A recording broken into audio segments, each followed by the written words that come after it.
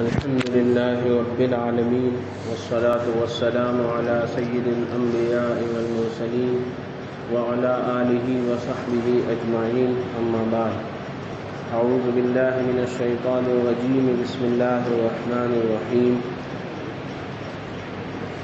ومكروا ومكر الله والله خير الماكرين. محترم دوستو بزرگوں، آج 29 ذی الحج ہے اور اسلامی مہینوں کے اعتبار سے ہجری سن 1443 کے یہ آخری دن چل رہے ہیں. 2 دن کے بعد ہمارا اسلامی نیا سال 1444 شروع ہوگا. اسلامی کیلنڈر کی ابتدا شروعات جو ہے وہ محرم الحرام سے رکھی ہے. ہجری کیلنڈر کی ابتدا سیدنا حضرت عمر فاروق رضی اللہ تعالیٰ عنہ کی نے اپنے دور میں اس کو شروع کیا تھا. جب اس کا مشورہ کرنے بیٹھے صحابہ کرام کہ بھئی ہمارا بھی کوئی اسلامی کیلنڈر ہونا چاہیے، تو کس سال سے کیلنڈر کو شروع کیا جائے، اس میں مختلف رائیں آئی. صحابہ کے سامنے کئی مبارک دن ان کے سامنے تھے. سب سے بڑا عظیم اور مبارک دن جو پوری انسانیت کے لیے تھا وہ یہ تھا کہ جس دن رسول اکرم سرور کائنات رحمت دو عالم صلی اللہ علیہ وسلم دنیا میں تشریف لائے. یہ بات بھی سامنے آئی. اس کے بعد اگر دیکھا جائے تو دوسرا مبارک دن وہ تھا کہ جس دن رسول اللہ صلی اللہ علیہ وسلم کو بعثت سے نوازا گیا. وہ رمضان کا شب قدر، رمضان کا مبارک دن تھا. فتح مکہ وہ بھی ایک مبارک دن تھا.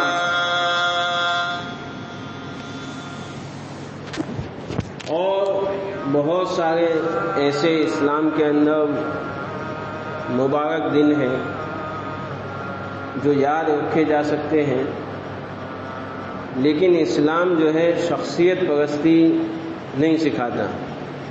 حضرت عمر کے سامنے یہ تھا. عیسوی کیلنڈر جو شروع کیا ہے وہ حضرت عیسیٰ علیہ السلام کی پیدائش سے شروع کیا ہے. اور ہمارے ہندوستان میں جو کیلنڈر چل رہا ہے وکرم سنوت، یہ یہاں کے ایک بہت بڑے راجا جب اس کی تخت نشینی ہوئی وکرم سنگھ کی، تو اس کی سال سے وکرم سنوت کا کیلنڈر رکھا گیا. حضرت عمر کے سامنے یہ سب تمام باتیں سامنے تھیں، کیونکہ کون سی سال جو ہے لی جائے جس سے ایک پیغام بھی جائے کہ اسلام جو ہے شخصیت پرستی کا ایک مذہب نہیں ہے. اسلام ایک عمل کا مذہب ہے.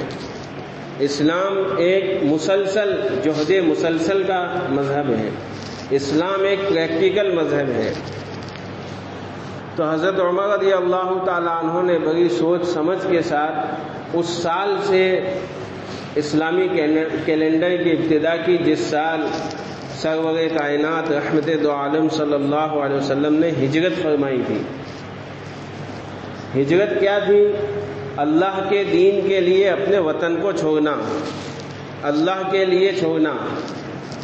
تو یہ ایک پیغام ہے کہ اپنے دین کی حفاظت کے لیے اللہ کے حکم کے خاطر وطن عزیز کو چھوڑنا، صرف اللہ کے لیے، اللہ کی نسبت کے لیے اور اپنے دین کی حفاظت کے لیے. اس سال سے اسلامی کیلنڈر کی ابتدا ہوئی. تو ہجرت کا واقعہ جو ہے ہر مسلمان کو اس واقعے سے روشناس ہونا چاہیے کہ ہجرت کیا چیز ہے. اور ہجرت کا یہ عظیم واقعہ جو سیرت رسول پاک صلی اللہ علیہ وسلم کے اندر ہر سیرت کے اندر موجود ہیں، یہ کیا واقعہ ہوا تھا کہ جس کی وجہ سے رسول اللہ صلی اللہ علیہ وسلم نے وطن عزیز مکۃ المکرمہ، جہاں پر اللہ کا کعبہ ہے، جہاں پر اللہ کا گھر ہے، اس کو خیر آباد کیا۔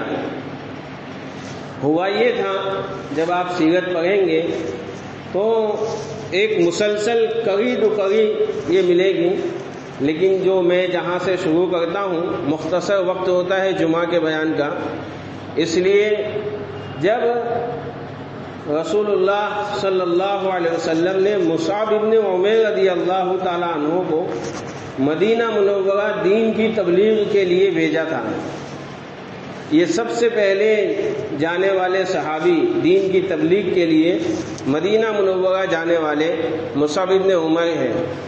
حضرت مصعب ابن عمیر رضی اللہ تعالیٰ عنہ نے مدینہ کی گلیوں میں، مدینہ کے بازاروں میں، بلکہ مدینہ کے ایک ایک گھر میں جا کر گشت کر کے اکیلے جاتے تھے، اکیلے تھے، وہاں جا کر اسلام کی حقانیت، اسلام کی سچائی، حضرت رسول پاک صلی اللہ علیہ وسلم کی سیرت طیبہ، آپ کے نبی برحق ہونے کے دلائل کے ساتھ آپ ان کو بتاتے تھے۔ حضرت مصعب بن عمیر رضی اللہ تعالیٰ عنہ کی تبلیغ سے کئی حضرات وہاں پر مسلمان ہوئے، جن میں کئی سرداران، سعد بن عبادہ اور دوسرے حضرات جو ہیں جو سردار قسم کے تھے، وہ بھی مسلمان ہوئے۔ جب حج کا موقع آیا تو حضرت مصعب بن عمیر رضی اللہ تعالیٰ عنہ حج کے موقع پر حضور پاک صلی اللہ علیہ وسلم کے پاس ان 72 آدمیوں کو، جس میں میل اور فیمیل دونوں تھے، یعنی مرد اور عورتیں 72 کا قافلہ تھا، یہ تمام کو لے کر مکۃ المکرمہ آئے۔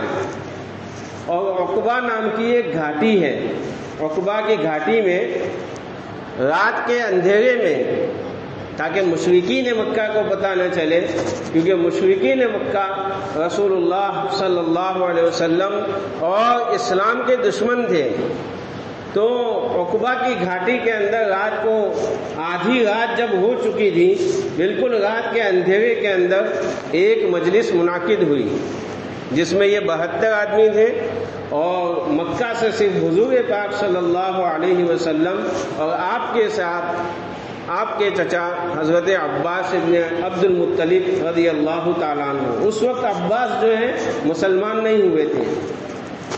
ایک روایت میں آتا ہے کہ حضور پاک صلی اللہ علیہ وسلم کے ساتھ عباس کے علاوہ سیدنا ابو بکر صدیق رضی اللہ تعالیٰ عنہ اور سیدنا حضرت علی کرم اللہ وجہہ بھی موجود تھے۔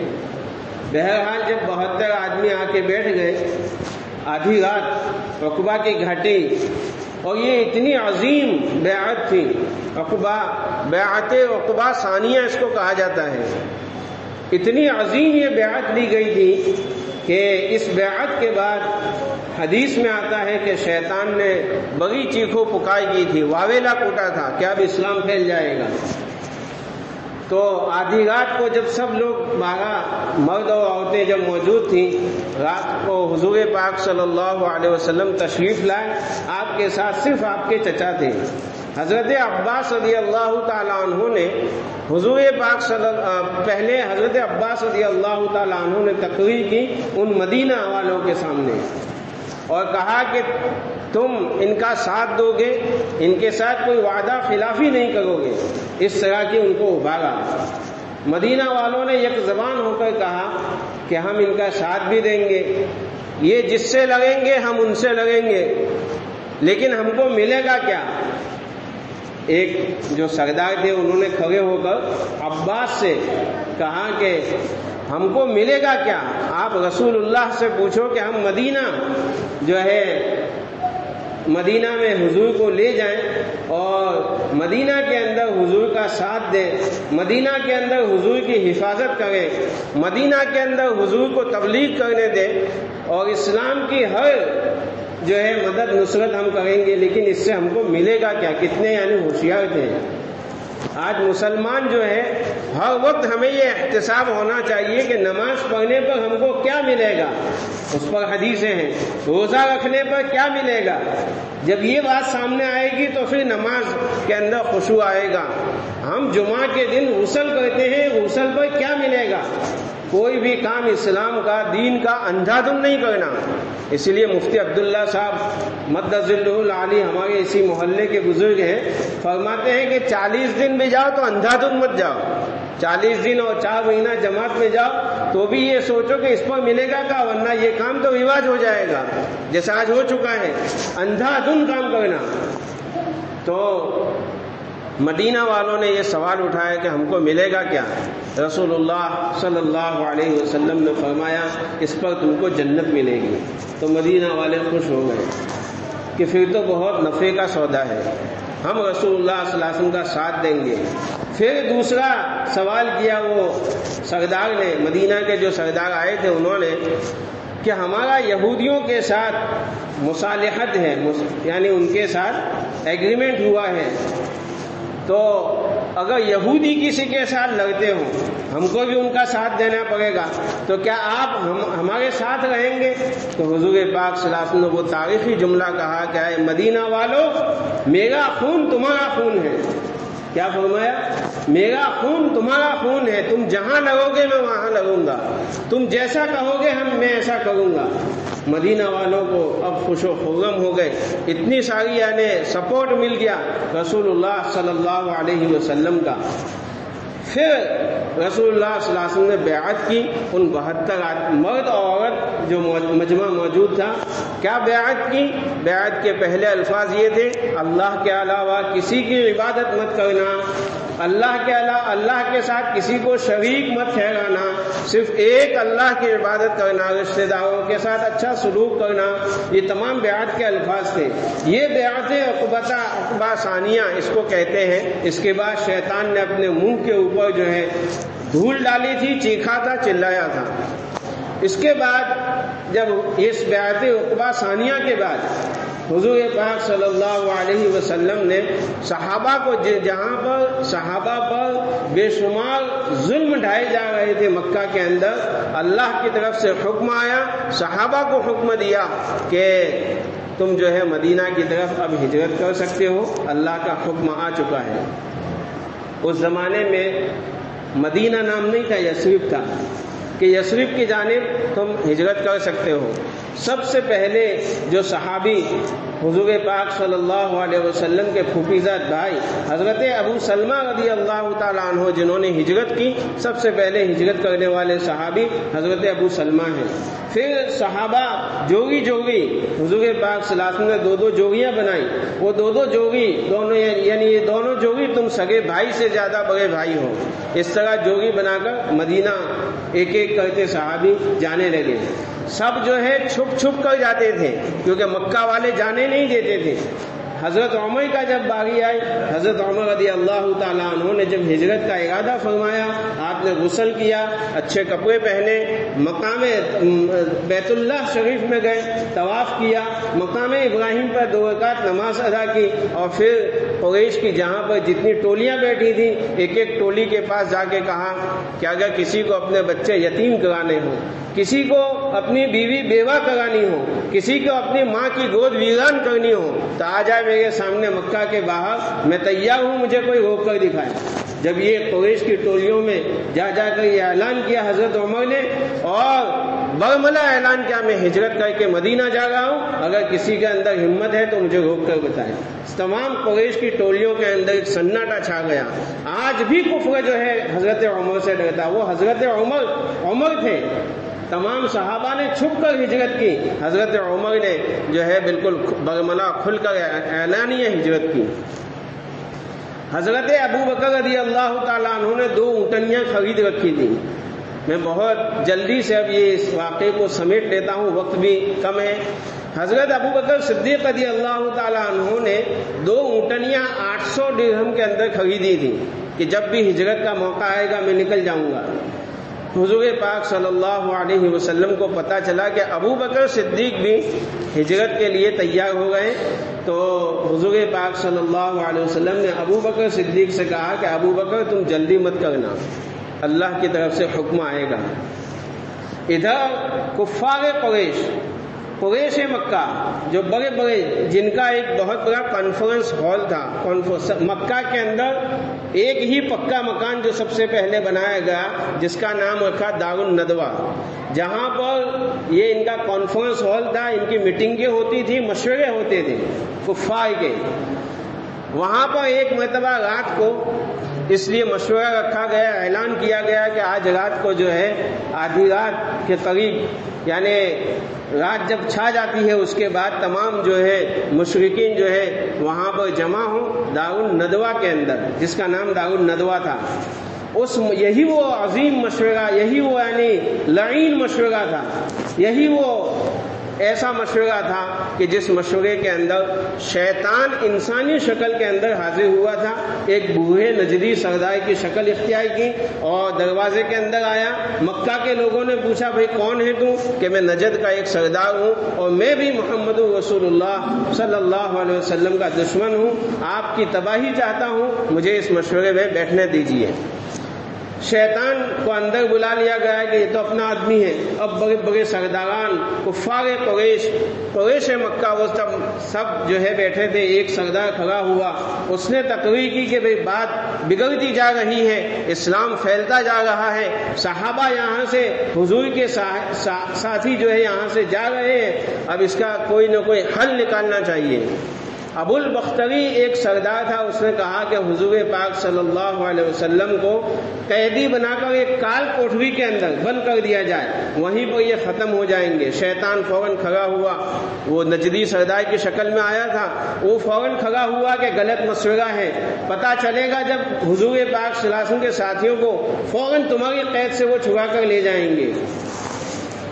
دوسرا ایک ملعون سردار تھا، اسود ابن، میں نام بھول گیا، اس نے کھڑے ہو کر کہا کہ حضرت محمد صلی اللہ علیہ وسلم کو ہم جلا وطن کر دیں، تڑی پائے کر دیں، یہاں سے نکال دیں۔ شیطان نے کہا کہ غلط مشورہ ہے، اگر یہاں سے یہ جائیں گے، ان کے کلام کے اندر اتنی مٹھاس ہے، اسلام تو پھیل جائے گا، ہمیں تو اسلام کی جڑ کو ختم کرنا ہے، یہ شیطان کر رہا ہے۔ اب جو ہے سب سے بڑا شیطان جو انسانوں کا شیطان تھا وہ کھڑا ہوا، ابو جہل، اس نے کہا کہ ایک کام کریں، میری ایک رائے یہ ہے، ہمارے جتنے قبائل ہیں ان تمام قبیلوں میں سے ایک جو سب سے بڑا جو ایک بہادر نوجوان کو چھانٹا جائے اور ہر ایک کے ہاتھ میں تلوار دی جائے، اور 100 آدمی ایسے نوجوان جو ایک ساتھ حضور پاک صلی اللہ علیہ وسلم پر حملہ کریں، تو کوئی کیس نہیں بنے گا، کوئی قانون نہیں بنے گا۔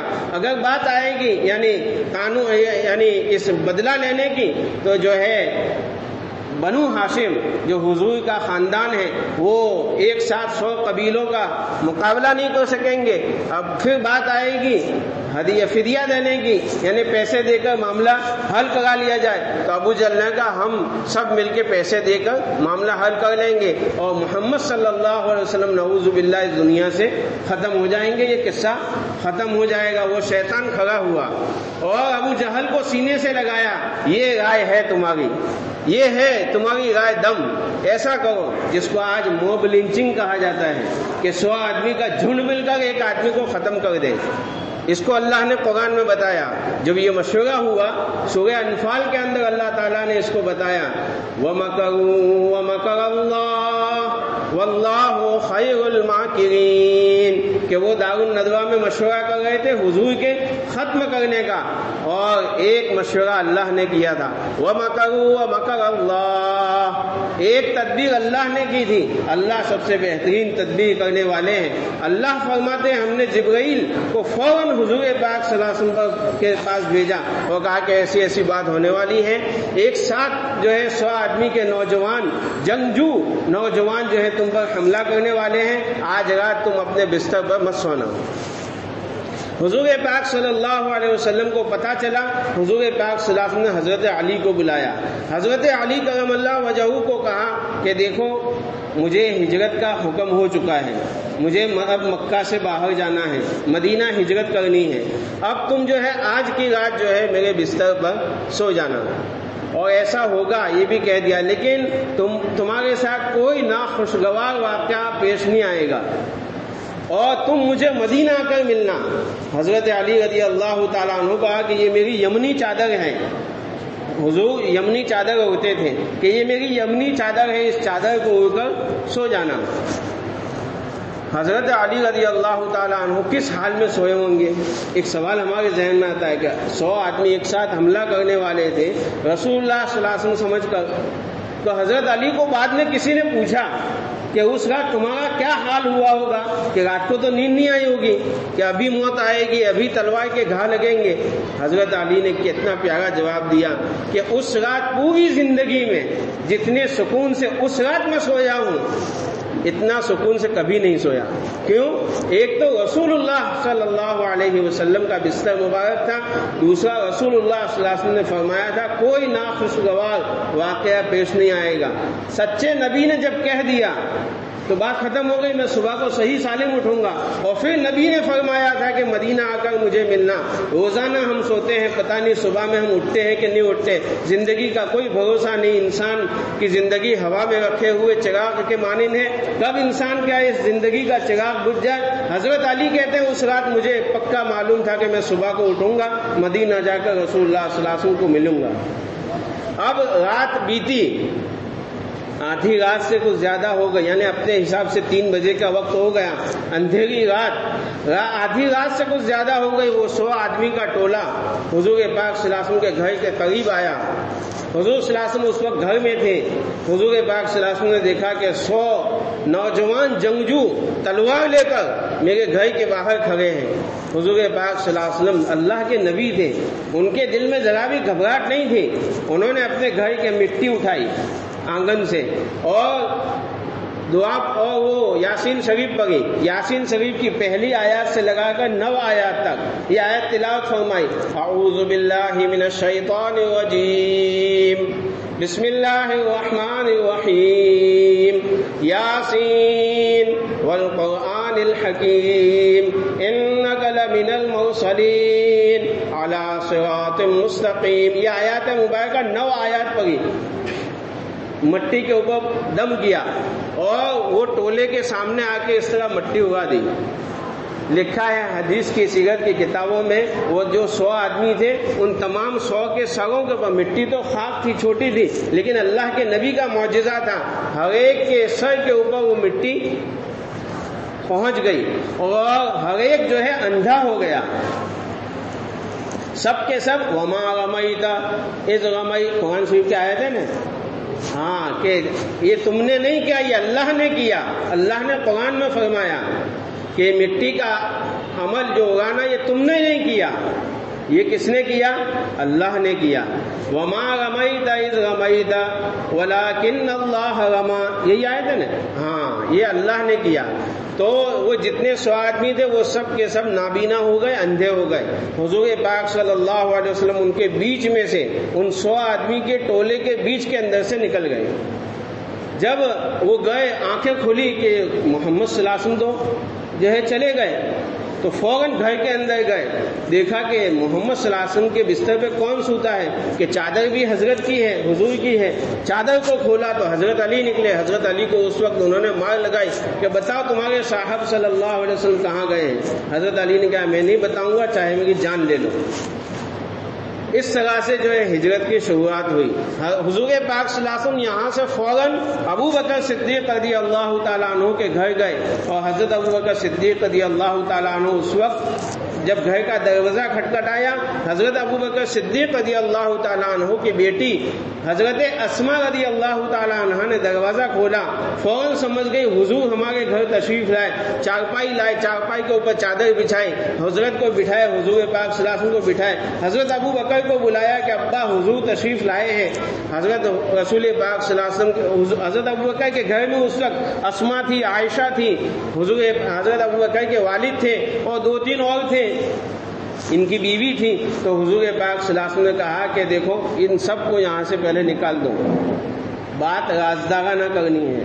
تو حضرت ابوبکر صدیق نے کہا کہ میرا گھر اور میرے گھر کے تمام افراد آپ کی ہر بات راز رہے گی، آپ فکر مت کریں۔ تو پھر حضور پاک صلی اللہ علیہ وسلم نے کہا کہ اللہ کی طرف سے حکم ہو چکا ہے، مدینہ کے اندر جا کے ہم کو ہجرت کرنی ہے۔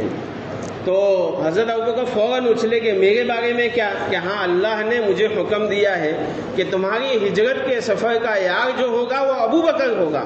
تو حضور صلی اللہ علیہ حضرت ابوبکر صدیق رضی اللہ تعالیٰ عنہ اس وقت اتنی خوشی سے اتنے خوشی ہوئی کہ خوشی کے مارے ان کی آنکھوں میں آنسو آ گئے۔ امی جان حضرت عائشہ فرماتی ہے میں تو بچی تھی اس وقت پہلے دیکھا کہ لوگ جو ہے خوشی میں بھی روتے ہیں، میں نے ابا کو دیکھا کہ خوشی میں رو رہے ہیں۔ پھر کہا ابوبکر صدیق رضی اللہ تعالیٰ عنہ نے کہ میں نے 2 اونٹنیاں لی ہیں، اور وہ 2 اونٹنیاں، ایک اونٹنی آپ کی، ہم اس پر سوار ہو کر مدینہ چلتے ہیں۔ حضور پاک صلی اللہ علیہ وسلم نے فرمایا نہیں ایسے نہیں، میں ایک اونٹنی کی قیمت دوں گا۔ تو وہ حضرت ابوبکر نے کہا کہ اللہ کے رسول میری جان، میرا مال، میرا سب کچھ آپ کے لیے ہے۔ حضور نے فرمایا، حضرت نے فرمایا نہیں، میں جو سواری کروں گا اس سواری کی میں قیمت دوں گا۔ یہاں سے خودداری کا سبق ملتا ہے کہ حضور پاک صلی اللہ علیہ وسلم کتنے خوددار تھے کہ آپ کے قدموں میں ساری دولتیں تھیں، لیکن اپنی ذات سے حضرت ابوبکر صدیق رضی اللہ تعالیٰ نے اس کو ایک اونٹنی کی قیمت ادا کی۔ اور پھر جو ہے سفر شروع ہوا، اللہ نے موقع دیا تو اگلے جمعہ انشاءاللہ اس سفر کے جو عظیم یہ سفر ہے، سفر ہجرت جس کو کہتے ہیں، اللہ نے موقع دیا، اللہ نے توفیق دی، اگلی جمعہ کو انشاءاللہ اس کو پورا کریں گے۔ اللہ تعالی ہمیں ان باتوں پر عمل کرنے کی توفیق عطا فرمائے۔ اب اذان ہوگی، پھر سنت پڑھیں۔